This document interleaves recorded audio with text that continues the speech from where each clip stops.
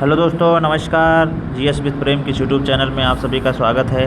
तो आज है 20 मार्च, तो आज के एक नए करंट अफेयर में आप सभी का स्वागत है। तो चलिए देर न करते हुए शुरुआत करेंगे आज के पहले सवाल से। जी हाँ, आज के पहले सवाल से हम शुरुआत करेंगे आज के करंट अफेयर के। तो पहला सवाल है कि इंडिया पोस्ट ने डाक सेवाओं के सुधार के लिए किस पहल की शुरुआत की है। जी हाँ, इंडिया पहल ने डाक सेवाओं के सुधार के लिए किस पहल की शुरुआत की है। तो आप इसका राइट आंसर होगा 24 स्पीड पोस्ट। यहाँ 24 स्पीड पोस्ट की शुरुआत यहाँ हाल ही में इंडिया पोस्ट ने की है। 17 मार्च 2026 को गारंटी शुदा डिलीवरी, जी हाँ, तय समय में, मतलब जिस डेट में आपको डिलीवर की डेट दी जाएगी उसी की डेट में आपको सामान डिलीवर किया जाएगा, सुनिश्चित करने के उद्देश्य से शुरू की जा रही है। यह सेवा जो है 6 शहरों में मुख्यतः भी स्टार्ट की गई है, जिसमें दिल्ली, मुंबई, चेन्नई, कोलकाता, बेंगलुरु, हैदराबाद में शुरू किया गया है। इसमें ग्राहकों को OTP आधारित सुरक्षित डिलीवरी SMS अलर्ट सुविधा मिलेगी। तो इस तरह आपने पहला सवाल देख लिया कि इंडिया पोस्ट ने डाक सेवाओं में सुधार के लिए किस पहल की शुरुआत की है। तो 24 स्पीड पोस्ट की। तो ये माइंड मैप करंट अफेयर है जो कि हमारे जीएस विद प्रेम के यूट्यूब चैनल पर कराया जाता है। आप लोग हमारे चैनल से जुड़ें, ज़्यादा से ज़्यादा लोगों को शेयर करें। क्लास अच्छी लग रही है तो लोगों को यहाँ से जोड़े भी हैं। चलिए हम दूसरा सवाल देखेंगे आज का। दूसरा सवाल है कि भारत में स्टार्टअप क्रांति 2.12 लाख से ज़्यादा स्टार्टअप हुए हैं। जी हाँ, अब स्टार्टअप के बारे में आप पढ़ेंगे। भारत में स्टार्टअप की क्रांति हुई है, 2.12 लाख से ज़्यादा स्टार्टअप हैं। तो आइए इसके बारे में थोड़ा हम लोग देखते हैं। तो सरकार द्वारा जारी आंकड़ों के अनुसार भारत में स्टार्टअप जो है 2.12 लाख हैं, जिसमें महिला निदेशक या साझेदार जो है 1 लाख से अधिक हैं। तो ये महिलाओं के जो महिला सशक्तिकरण को लेकर एक बहुत बड़ी उपलब्धि है कि यहाँ पर 2.12 लाख स्टार्टअप में 1 लाख से प्लस स्टार्टअप में उसके जो निदेशक या साझेदार हैं उसमें महिलाएं हैं। स्टार्टअप इंडिया पहल की शुरुआत जो है 16 जनवरी 2016 से की गई थी। इसमें नीति सुधार, फंडिंग सपोर्ट तथा ईज ऑफ डूइंग बिजनेस भी इसमें शामिल है। और सबसे ज़्यादा स्टार्टअप की बात करें तो महाराष्ट्र में है, उसके बाद दूसरा कर्नाटक है। तो इसे आप लोग याद रखेंगे। तो यहाँ हमने देख लिया कि भारतीय स्टार्टअप जो है इसमें लगभग 2,12,000 स्टार्टअप में से 1 लाख से प्लस लगभग 1,04,000 स्टार्टअप की जो महिलाएं, उसमें महिलाएं कार्यरत हैं, जो उसके हेड हैं या उसके साझेदार हैं। तो यहाँ महिलाओं की जो भागीदारी है हमारी महिला सशक्तिकरण को एक नया पहचान दे रही है। अगला सवाल देखेंगे आज का तीसरा सवाल। जी हाँ, तीसरा सवाल हम लोग देखेंगे, नारियल उत्पादन में भारत विश्व का कौन सा देश बना। जी हाँ, हाल ही में नारियल उत्पादन का एक रिपोर्ट जारी की गई, जिसमें भारत विश्व का पहला देश बना है। नारियल उत्पादन में भारत विश्व का पहला देश बन गया है 30% उत्पादन के साथ। कुल वैश्विक क्षेत्रफल में 12,390,000 हेक्टेयर, यहाँ कुल वैश्विक क्षेत्रफल जो है 12,390,000 हेक्टेयर में नारियल की खेती की जाती है, जिसमें अकेले भारत 2,162.20 हज़ार हेक्टेयर की खेती अकेले करता है। और इसमें 3 करोड़ से ज़्यादा लोग इसमें जुड़े हुए हैं और 1 करोड़ से ज़्यादा किसान इससे लाभान्वित होते हैं। तो यहाँ हमने देख लिया कि भारत जो है यहाँ पर नारियल उत्पादन में पहला स्थान। सरकार ने बजट 2026-27 में नारियल प्रोत्साहन योजना भी शुरू की थी। इसके तहत यह योजना जो है 350 करोड़ के उच्च मूल्य कृषि पैकेज का हिस्सा है और इसमें नारियल के साथ साथ काजू और कोको जैसी फसलें भी शामिल हैं।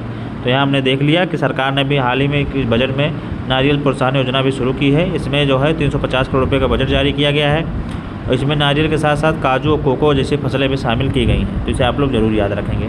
तो यहाँ हमने देख लिया कि नारियल उत्पादन में भारत का कौन सा स्थान मिला है, पहला स्थान 30% उत्पादन के साथ। अब हम चलेंगे आज के चौथे क्वेश्चन पे। आज का चौथा सवाल देखेंगे।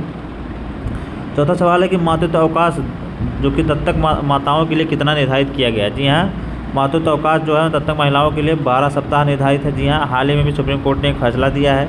सुप्रीम कोर्ट ने दत्तक महिलाओं जो कि गोद लेने वाली माताएं होती हैं उनको 12 सप्ताह का मातृत्व अवकाश मिलेगा। उन्होंने फैसला दिया कि इसमें अभी तक उम्र की सीमा, अब इसमें जो है उम्र की सीमा को हटा दिया गया है। जी हाँ, अभी तक सामाजिक सुरक्षा संहिता 2020 के अनुसार इसकी उम्र की सीमा 3 महीने थी, लेकिन अब क्या है, अब इसकी उम्र की सीमा को हटा दिया गया। अब चाहे कितने भी साल के बच्चे को अगर कोई महिला गोद लेती है तो उसे 12 सप्ताह के जो मातृत्व अवकाश मिलेगा। तो इसे आप लोग याद रखेंगे।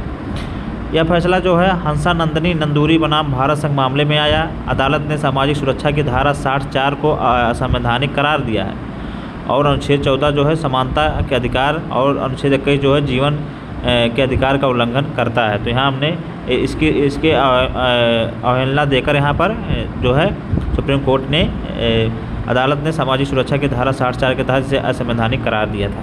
तो यहाँ पर बहुत ही सराहनीय फैसला किया गया है जो गोद लेने वाली जितनी भी महिलाएं, सरोगेसी वाली महिलाएं हैं उनके लिए।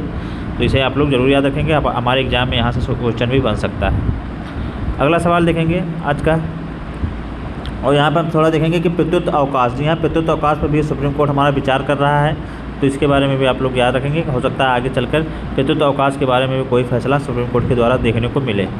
अगला हम लोग देखेंगे आज का 5वां सवाल देखेंगे। जी हाँ, 5वां सवाल है कि गुड़ी पड़वा महोत्सव कहाँ मनाया जाता है। जी हाँ, गुड़ी पड़वा महोत्सव है, ये कहाँ मनाया जाता है? तो ये गुड़ी पड़वा महोत्सव एक मराठी नववर्ष है, यह महाराष्ट्र और गोवा में मनाया जाता है। जी हाँ, यह दिन जो है मराठियों कोंकणी समुदाय के लिए नववर्ष का पहला दिन होता है। जी हाँ, अभी हाल ही में 19 मार्च को हिंदू पंचांग के अनुसार चैत्र मास शुक्ल पक्ष के प्रतिपदा को यह मनाया जाता है और यहाँ से नववर्ष की शुरुआत मानी जाती है, तो इसे आप लोग याद रखेंगे। और यह मराठियों कोंकणी समुदाय के लिए नववर्ष की शुरुआत कही जाती है, और यह इसमें जो है ब्रह्मा जी की पूजा की जाती है और यहाँ पर नए युग की शुरुआत का इसे कहा जाता है, तो इसे आप लोग याद रखेंगे। और यह जो है मुख्यतः महाराष्ट्र और गोवा में मनाया जाता है, इसे आप लोग जरूर याद रखेंगे। आइए फिर लास्ट क्वेश्चन आज का देखेंगे। आज का आखिरी क्वेश्चन, छठा क्वेश्चन, उगादी त्यौहार। जी हाँ, जैसे गुड़ी पड़वा है उसी तरह हमारा ये उगादी त्यौहार है, इसे भी आप लोग याद रखेंगे। सेम उसी तरह है यहाँ पर। तो उगादी त्यौहार कहाँ मनाया गया? तो यह दक्षिण भारत में मनाया जाता है, जिसमें तेलुगु वर्ष के रूप में इसे माना जाता है। चैत्र माह के शुरुआत में इसे मनाया गया 19 मार्च को। यह आंध्र प्रदेश, तेलंगाना और कर्नाटक में मुख्यतः यह मनाया जाता है। खासतौर पर सृष्टि की उत्पत्ति के रूप में भगवान ब्रह्मा की पूजा की जाती है। और उगादी पचड़ी एक जो है इसमें व्यंजन बनाया जाता है, एक विशेष पकवान जिसमें नीम, गुड़, कच्चा आम और मिर्च आदि मिले होते हैं। तो यहाँ हमने देख लिया कि उगादी त्यौहार जो है ये अभी हमारे इसी नववर्ष के उपलक्ष्य में जो होता है दक्षिण भारत में मनाया जाता है, और यह सेम इसी तरह होता है जैसे कि गुड़ी पड़वा होता है। तो आप इसे दोनों को याद रखेंगे, और इसमें वही पकवान बनते हैं जो हमारे यहाँ उगादी त्यौहार में, उसी तरह यहाँ पर गुड़ी पड़वा में भी वही पकवान बनता है। तो इसे आप लोग याद रखेंगे, हमारे एग्जाम में पूछा जा सकता है। तो आज का करंट अफेयर बस यहीं तक। आप लोगों को कैसा लगा आप लोग हमारे कमेंट बॉक्स में ज़रूर बताएं। करंट अफेयर की क्लास अगर आप लोगों को अच्छी लग रही है तो अपने दोस्तों में, अपने फ्रेंडों में, अपने पढ़ने वाले लोगों के बीच में शेयर करें और ज़्यादा से ज़्यादा लोगों को यहाँ पर जोड़ें। यहाँ पर ये माइंड मैप के माध्यम से करंट की क्लास कराई जाती है, और इस तरह की क्लास आप लोगों को यूट्यूब पे बहुत कम मिलती है। हैंड रिटन माध्यम में आपको, और नोट्स भी किस तरह बनाने हैं आपको उसी के फॉर्मेट में यहाँ पे उपलब्ध करा दी जाती है। कम शब्दों में आपको ज़्यादा से ज़्यादा जानकारी दी जाती है। और हमारी इसी क्लास पे आपको जीके जीएस की भी क्लास उपलब्ध कराई गई जाती है। आप हमारे प्लेलिस्ट में जाके सभी विषयों के देख सकते हैं। और सबसे मेन चीज़ आपका ये करंट की क्लास जो कि बहुत महत्वपूर्ण होती है, इस माइंड मैप के माध्यम से करंट की क्लास कराई जा रही है। क्लास आपको अच्छी लग रही है तो लोगों को शेयर करें, ज़्यादा से ज़्यादा जोड़ें। फिर मिलेंगे नई क्लास में, तब तक पढ़ते रहिए, स्वस्थ रहिए। नमस्कार, जय हिंद।